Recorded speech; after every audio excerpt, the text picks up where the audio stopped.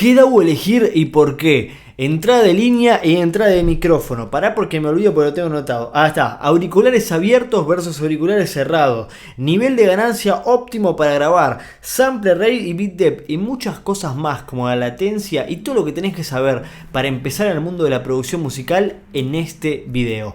Vamos ya a ver qué pasa.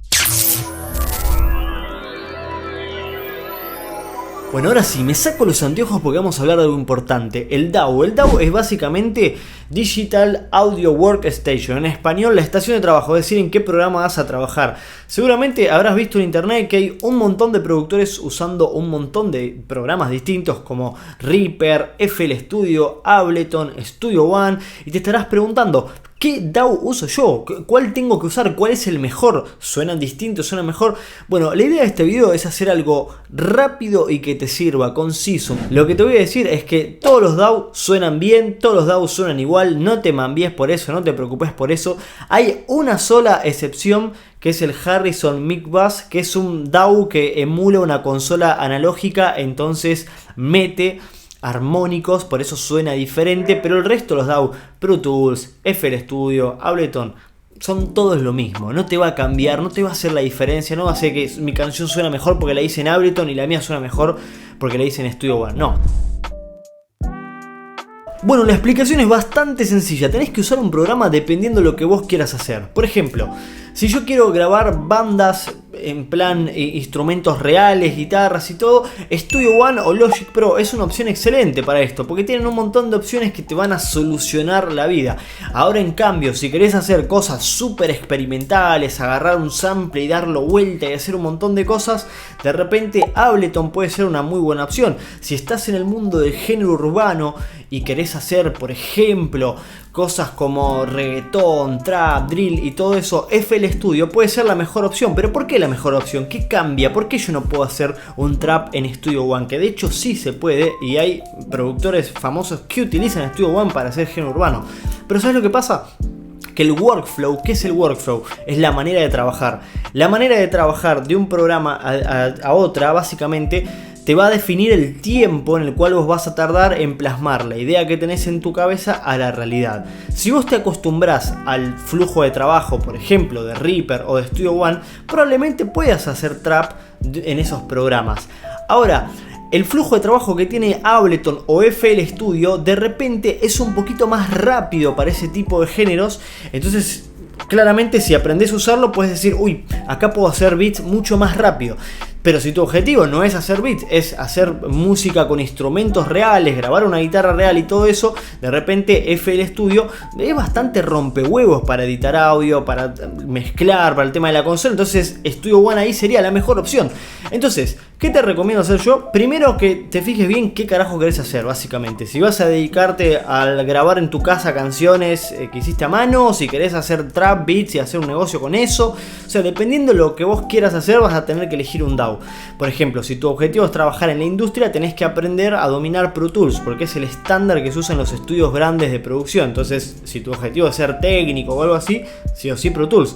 Ahora, si querés grabar en un home studio tus propias canciones, y lo mejor que te puede pasar es Studio One. De hecho, acá en este canal tenemos un montón de tutoriales que los vas a poder ver acá sobre Studio One, donde te lo explico rápidamente y sin vueltas. Entonces, ¿yo te recomiendo Studio One? Por supuesto que sí, pero también te recomiendo que pruebes los otros DAWs y elijas el que más cómodo te quede. Es una cuestión de probar, cambiar, o a veces hasta incluso uno prueba otro programa simplemente porque se aburrió del que usa siempre. No hay más que eso.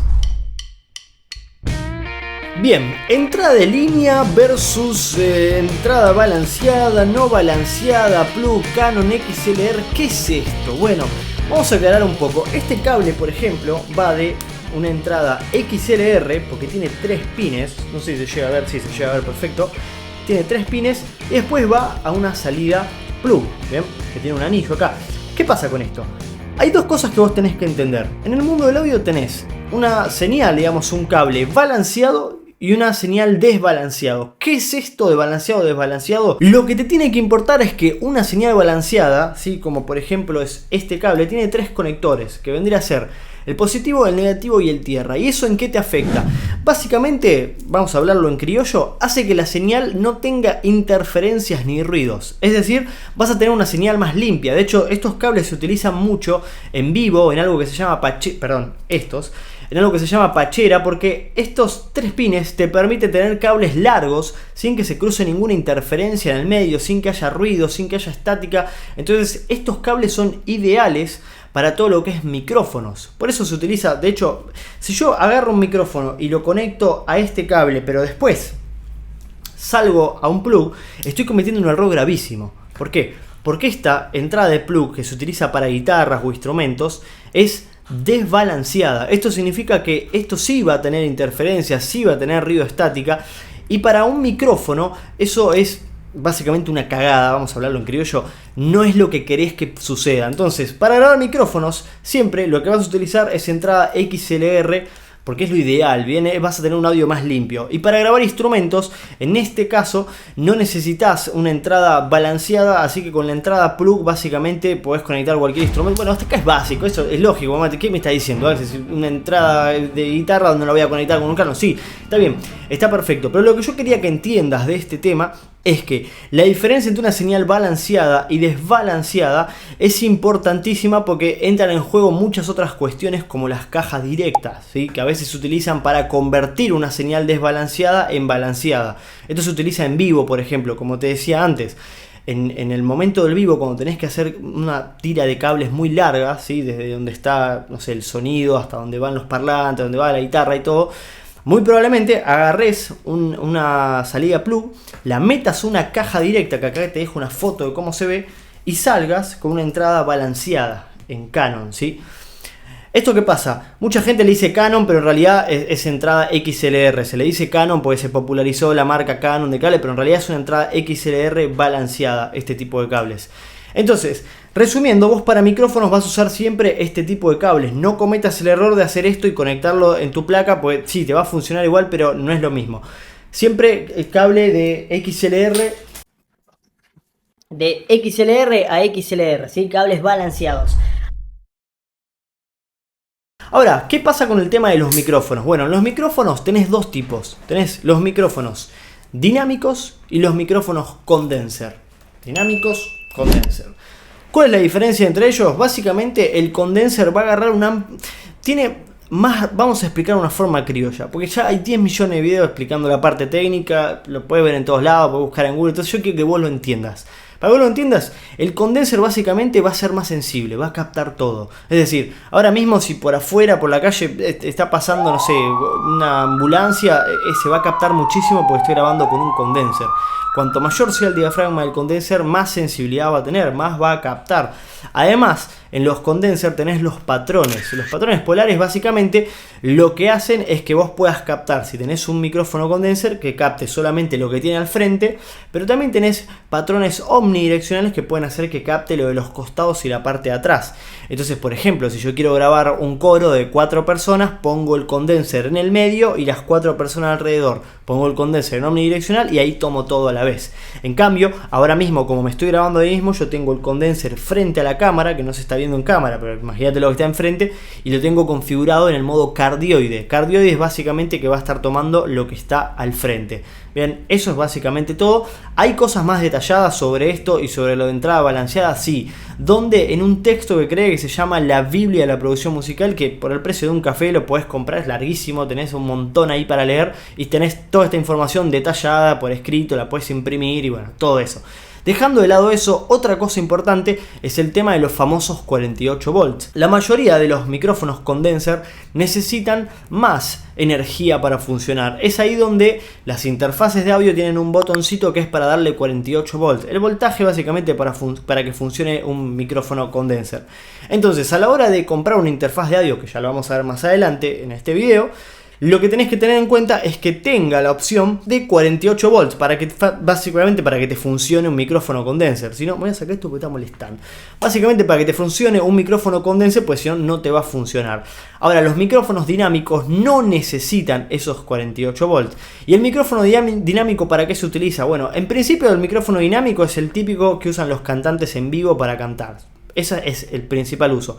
Pero también en estudio hay micrófonos muy populares como el SM57, que lo estás viendo en pantalla, que básicamente se utiliza muchísimo para microfonear guitarras, tanto acústicas como eléctricas, por ejemplo, poniéndolo en el cono de un amplificador y logras un muy buen audio. De hecho, siempre se graban así las guitarras eléctricas, al menos hasta hace muchos años en estudios. Entonces los micrófonos dinámicos lo que tienen es que tienen otro tipo de captación, no es tan, es más concreto lo que va a estar grabando el audio del condenser dinámico, ¿sí? Lo que tiene es que justamente al no tener tanta sensibilidad de todo el entorno, te permite, por ejemplo, que si no tenés acustizado el ambiente, no se te entre tanto las reverberaciones del lugar, ¿bien?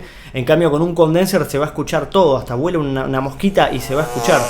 ¿Qué micrófonos te recomiendo para un home studio? Si estás arrancando, para mí uno de los mejores condensers relación calidad-precio es el AT2020. Básicamente es el que estoy utilizando ahora mismo, es bastante económico, lo puedes llevar a todos lados y la verdad que es una muy buena opción, suena bastante bien, se pueden hacer cosas muy prolijas. Y en cuanto a micrófonos dinámicos, si lo vas a usar para grabar instrumentos, el SM57 Shure, capaz que es un poquito costoso, pero es ¿viste? El caballito de batalla, no falla. Si querés ir a la segura, anda por ese, sirve para grabar redoblantes, si querés grabar un tambor, puedes usar para guitarra, lo puedes combinar condenser y SM57 para una guitarra y queda bárbaro. Lo puedes usar para un montón de cosas, un amplificador de guitarra eléctrica, lo usás para todo, ¿viste? Entonces esos dos micrófonos para mí son claves.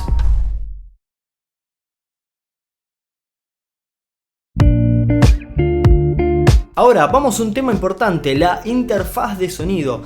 ¿Qué estás leyendo, Axel? Estoy leyendo esto, mirá papá, la Biblia de la producción musical. Acá tenés toda la información sobre fase y polaridad. ¿Qué es la polaridad? Tenés todo acá. Esto es lo que estoy leyendo y lo que deberías estar leyendo. Link en la descripción. La interfaz de sonido funciona así. Vos básicamente en cualquier computadora tenés ya de por sí una placa interna. Pero el problema de esas placas internas es que primero te van a dar latencia. La latencia que es que vos vas a querer grabar algo y lo vas a escuchar en el monitoreo, que es decir, cuando te escuchas lo vas a escuchar más tarde. Entonces vos necesitas algo que sea inmediato. Menos de 10 milisegundos el oído no se da cuenta. Entonces necesitas algo que sea rápido. ¿Qué pasa con el tema de la latencia? Que cuando vos comprás una interfaz de sonido, la interfaz de sonido va a traer su propio driver, por así decirlo, su propio software controlador, como le quieras decir, que eso va a hacer que la latencia esté controlada y vos puedas grabar y escucharte en tiempo real sin tener ese delay que te hace meter todo fuera de tiempo. Por eso es importantísimo comprar una interfaz de sonido, por lo menos una barata, ¿sí? Las Focusrite están buenísimas, Focusrite 2 y 2 son ideales para un home studio, no fallan, van bien, tenés 48 volt para un condenser y demás. Pero si puedes estirarte un poquito más, yo te recomiendo la Audient ID4 o la ID14, porque son opciones que tienen algo particular. Aparte de funcionar como una interfaz de sonido, otro detalle importante de las interfaces de sonido es los o los previos, como le dicen en Latinoamérica. ¿Qué son los pre? Los pre básicamente es el tema de la conversión analógico-digital, ¿sí? Es decir, vos tenés un micrófono que es, por ejemplo, un transductor, ¿no? Agarra lo que está en el aire, ¿bien? El sonido, vamos a llamarlo la parte física, y la convierte en electricidad. Cuando la convierte en electricidad, necesitas que un conversor convierta esa electricidad en datos. Es ahí donde entra el bit depth y el sample rate, que es muy importante y lo vamos a ver en unos minutos. Pero cuando se hace esa conversión, se hace con un previo, con un pre, y depende la calidad de ese pre, el audio va a ser mejor, va a ser más cristalino, va a tomar cierto colorcito, ciertos armónicos. Por eso hay interfaces muy caras como las de Universal Audio, porque los convertidores que tienen son buenísimos. O sea, vos escuchás algo grabado por una Universal Audio y algo grabado por una Focusrite sin desmerecer a la Focusrite y vas a notar una sutil diferencia, pero la vas a notar. Y donde más se nota en realidad es cuando tenés muchos tracks. Capaz que en un solo track no notas tanta la diferencia, pero te aseguro que haciendo una producción completa sí se nota la calidad de los previos. Hoy en día si grabaste con una Focusrite podés sacar un muy buen sonido porque después en la mezcla con plugins le vas a dar color analógico, le vas a meter armónico y todo eso, entonces vas a poder llegar igualmente a un buen resultado, que no sea frío, porque el audio digital es frío a diferencia del audio analógico. Pero con una buena interfaz que tiene buenos pre, ya vas a tener un audio de entrada que va a estar buenísimo. ¿Y qué interfaz dentro de todo económica y tiene buenos pre? La Audient ID14. A mí particularmente me encanta. Siento que son muy cristalinos, los pre están buenísimos. Eso por un lado. Ahora vamos a lo importante, para mí muy importante, que es el bit depth y el sample rate. Tengo un curso privado de mezcla donde ahí aprendes a mejorar, son un montón de lecciones y todo, y dentro de eso yo incluía una masterclass gratis de audio digital. Bueno, gratis, ¿no? O sea, venía incluida con el curso, ¿no? Vamos a hablar en serio. Bueno, ahora lo voy a subir gratis a YouTube. De hecho, no sé si ya la habré subido. Sí, seguramente ya la subí. La voy a subir antes de este video. Así que acá te va a salir el enlace para ver a profundidad qué significa el bit depth y el sample rate. Pero si básicamente no te interesa indagar a fondo y querés ir a lo concreto, el bit depth y el sample rate es una configuración que se utiliza cuando vos convertís audio eléctrico a audio digital, ¿no? Básicamente es eso. Audio analógico en realidad, más que eléctrico, vamos a hablar bien. Audio analógico, audio digital. Entonces, ¿qué pasa? Cuando vos convertís eso vas a tener que elegir el sample rate y el bit depth, que es una configuración que va a enmarcar básicamente cómo va a procesar la computadora esa conversión. Lo ideal es para sample rate 48 kHz. Acordate de eso. En cualquier DAW que estés utilizando, StudioOne, donde sea, cuando inicies un proyecto, antes de grabar vas a ponerle 48 kHz. Eso te va a dar más margen en la conversión, más margen de frecuencia. Está explicado en los videos que ya te dije, puedes ir a ver acá mismo en el canal. Y para el tema del bit depth, es la profundidad de bit. Esto es súper importante. Nunca grabes a 16 bits, porque los bits básicamente es el rango dinámico, que es la diferencia entre algo que suena chico y lo que suena grande. Entonces vos necesitas tener el mayor rango dinámico posible en una grabación para captar las dinámicas, por ejemplo, de un cantante. 16 bits es un rango muy acortado, que si bien está bien, existiendo los 24 bits, es una picardía grabar en 16 bits. Vas a tener más riesgo de llegar al clipping, es decir, al recorte digital, ¿viste? Cuando el audio satura. Y también vas a tener más riesgo de, si grabás muy bajito, agarrar el ruido de piso, que es horrible, es espantoso. Entonces, lo mejor sería grabar en 24 bits. En 24 bits tenés buen rango para hacer una buena grabación. Y además tenés, ocupa un poquito más de espacio, pero tenés todas ventajas básicamente. Así que grabas en 24 bits y 48 kHz. ¿Querés saber por qué? Mirá los videos que subí de sample rate y bit depth. Eso es todo. Vamos a lo siguiente. Nivel de ganancia. ¿A qué nivel de ganancia grabo? Lo ideal es que grabes al nivel de ganancia que más alto puedas, ¿sí? Antes de saturar. A ver, hay toda una escuela en el cual te puede decir, no, tenés que grabar a menos 18, tenés que usar búmetros. Yo de hecho en el curso de mezcla enseño a utilizar búmetros para hacer la estructura de ganancia y que los cacharros analógicos funcionen bien. ¿Qué es un búmetro? Es un aparatito que vas a ver en todos los estudios de grabación grande para medir, que básicamente te va a dar el sweet spot, que es como el punto justo de cosecha, en el cual los cacharros analógicos procesan bien los armónicos, dan buen colorcito. Entonces se recomienda hacer la estructura de ganancia a ese nivel. Bien, que no te voy a decir cuál es, porque si no te voy a marear. Porque si yo te digo menos 18 dB, ahí es un tema. Porque los dB es un tema aparte. Porque tenés dBu, dBFS, te vas a marear. Entonces eso lo dejamos para el siguiente video, que va a ser la semana que viene, de esta serie de reto de producción total. O no sé cómo carajo se va a llamar, pero voy a seguir subiendo sobre todo esto.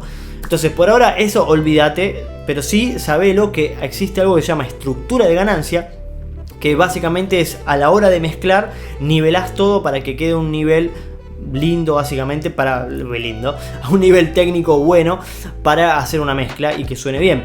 El problema de esto es que a la hora de la grabación vos podés utilizar un búmetro también para grabar, pero yo te recomiendo que grabes lo más alto que puedas, sin que clipee, sin que sature. Te vas a dar cuenta que satura porque el DAW te va a marcar en rojo, te va a marcar un puntito. Vos tenés que evitar eso. Entonces, ¿cómo haces esto? Bien, en la interfaz de sonido vas a tener una perilla que es la de ganancia. Nunca te confundas ganancia con volumen. El volumen es básicamente el fader del DAW que estés utilizando, por ejemplo, StudioOne. El fader, ¿sí? Es básicamente el volumen. Pero la perillita de ganancia que tenés en tu interfaz de sonido es básicamente la ganancia. Y la ganancia es importante porque la ganancia es con lo que vos vas a grabar y no lo vas a poder modificar después si el audio se rompió. Bien, es decir, si vos le das mucho volumen en el fader, en el DAW, a una grabación o lo que sea, claro, va a saturar, pero después bajás el volumen y se acabó el problema. Con la ganancia no pasa eso. Si yo ahora agarro y le subo la ganancia al palo y saturo todo el micrófono, ¿bien? Saturo todo el audio, yo eso después no lo voy a poder arreglar. ¿Bien? Entonces es importante grabar una ganancia correcta. Lo mejor que puedes hacer es testear con el cantante o con la guitarra o con lo que sea que vayas a grabar lo más fuerte que vaya a interpretar el cantante en la canción, y en base a eso ajustar la ganancia para que no te quede ni muy bajo ni muy alto. Bien, si querés ir a lo seguro, a la cuestión técnica, aprendés a utilizar un búmetro, que es lo que te decía, lo enseño en el curso de mezcla y todo eso, y ahí ya tenés una cuestión técnica para agarrarte a lo seguro. Pero si querés una solución que funciona y es buena, es lo que te digo: grabá con la ganancia lo más alto que puedas, siempre y cuando no te clipees, siempre y cuando no tengas recorte digital. ¿Esto por qué? Porque vas a aprovechar mayor cantidad de bits. Es una cuestión de la que hablábamos en el bit depth. Y se me abrió la puerta sola, me cagué todo. Voy a cerrar la puerta, pará. Ahora sí, te decía, vas a tener mayor profundidad de bits para aprovechar, y por supuesto esto va a hacer que tengas mayor rango dinámico y que el audio esté de 10. Por último, nos quedan dos cosas por ver. Primero, los auriculares cerrados y abiertos, cuál es la diferencia, y la latencia. Ya terminamos. Te dejo libre para que vayas a hacerle, no vayas a ver culo en internet, para boludear. Bien, lo que tenés que hacer es lo siguiente. La latencia, bien, se configura con algo que se llama buffer size. Voy a subir un video también sobre eso más profundo, pero me parece medio aburrido el tema. Pero bueno, el buffer size básicamente es cuánto va a procesar la computadora. Y la cuestión es así: cuando vos pones un buffer size alto, por ejemplo de 1024, bien, voy a ver si te pongo acá en pantalla un ejemplo. Lo que va a estar sucediendo es que la computadora va a trabajar chill, bien, o sea, no te va a consumir muchos recursos de la computadora, pero vas a tener latencia. Entonces vos te estarás preguntando: che, Axel, ¿y para qué carajo voy a poner un buffer size en la configuración de la latencia alto si eso va a hacer que la computadora trabaje bien pero tenga latencia? Bueno, para mezclar. Porque cuando estés mezclando, masterizando, no necesitas esa latencia inmediata para grabar. Entonces ahí podés usar Tuku 1024 y la computadora te va a bancar muchos más plugins. Ahora, si tenés que hacer una grabación, lo ideal es poner el buffer size bajo. ¿Qué sería bajo? 128, 256, 256 medio alto. Yo iría más a 128, 124. ¿Por qué? Porque ese tipo de buffer size te permite monitorearte teniendo baja latencia. Esto se configura en cualquier driver de la placa de audio que estés utilizando. Vas a tener una opción que es, te voy a dejar acá una foto para que lo veas. Vas a tener una opción que es configurar latencia, y ahí lo configurás, Tuku, y se acabó la historia. Entonces, resumiendo, pues si te mareé, lo que tenés que hacer es, cuando vayas a grabar, pones el buffer size en 124 o en 256, bien abajo, para tener un buen monitoreo. Ojo, la computadora va a procesar mucho, entonces no podés darte el lujo de empezar a cargar muchos reverb, muchos plugins, porque va a tener el consumo explotado. Así que ojo, solo lo usás para grabar. Ahora, cuando ya terminaste de grabar y vas a la etapa de mezcla o mastering, por ejemplo, ahí sí, subís el buffer size, tu computadora respira y podés trabajar correctamente. Lo último que nos queda por ver en el video de hoy, pero suscríbete y activa la notificación porque vamos a seguir en esta serie. Tengo como 30 videos preparados donde vamos a ver un montón de cosas de producción, así que suscríbete, deja un comentario para motivarme, pues si no me deprimo no subo más videos. Lo que vamos a ver es la diferencia entre auriculares cerrados, ¿bien?, y abiertos. Un auricular cerrado básicamente lo que hace es que cuando vos te lo pones, Tuku, todos los ruidos de afuera se aíslan, ¿bien? O sea que yo, por ejemplo, ahora si alguien me está avisando de que me están robando, no lo voy a estar escuchando. Y lo que tiene de bueno esto es que a su vez funciona igual de adentro para afuera. O sea, si yo acá tengo una canción reproduciéndose fuerte, no va a salir el audio para afuera y me permite grabar con un condenser. Porque acordate que en el condenser dijimos que era muy sensible. Entonces si vos grabás con un auricular que se escucha todo el audio, en la grabación de la voz se va a escuchar también el audio. Entonces el cerrado, ¿para qué se usa? Para grabación, para monitorearse. Vos siempre que vayas a grabar, agarrás un cerrado, por ejemplo, este es el AKG K77. Sonar suena horrible para mí, no me gusta. Pero para monitorear, para grabar una guitarra, para grabar una voz y escucharme y ver, va como piña. Es para eso. Ahora, un auricular abierto es ideal para mezclar, porque el auricular abierto, al ser abierto, no aísla nada, no te aísla vos, no te cierra, no tenés ninguna resonancia por el encierro que tiene un cerrado. Pero lo que tiene de bueno es que al estar abierto vos tenés mayor percepción del campo estéreo, es ideal para mezclar y masterizar. Yo un auricular que usé muchísimo tiempo son los DT990 Pro, que son estos que ves acá. Ahora los tengo porque los vendí, me cambié a los BCX de Slate, pero ese es otro tema, hay un video sobre eso también en el canal. Pero básicamente los DT990 Pro son unos auriculares que recomiendo muchísimo, que usé durante muchísimo tiempo y son buenísimos. Dicho sea de paso, ojo con los BCX de Slate, si sos principiante no te los recomiendo porque los BCX son unos auriculares que tienen emulaciones mediante software y es un caos, o sea, tenés que estar más o menos medio avanzado en el tema para entender muy bien lo que está pasando en la escucha, pues si no te vas a volver loco. Lo ideal con los auriculares es que tengas uno cerrado para monitorearte y uno abierto para mezclar. Y por supuesto que el que vas a usar para mezclar lo conozcas a fondo, porque la única forma de sacar un buen sonido es que el oído se acostumbre al tipo de auricular que tenés. Entonces, te compraste unos auriculares abiertos, escuchá un montón de canciones, escuchá álbum todo el día, ponelo incluso en el celular, ponelo en todos lados. Vos necesitas, tucu, escuchar siempre música en ese auricular. Y un detalle, la impedancia, los ohms. El DT990 Pro, por ejemplo, tiene una versión de 250 ohms. ¿Esto qué significa? Básicamente, yendo a lo criollo, es que vos necesitas una interfaz de sonido que tenga un buen preamplificador de auriculares para que el auricular tenga buen sonido. Si vos ese auricular de 250 ohms lo conectás en un celular, por ejemplo, que es de baja impedancia, lo que va a suceder es que lo vas a escuchar muy bajito y vas a tener que darle mucho volumen para tener un volumen relativamente bueno. ¿Y el problema de esto cuál es?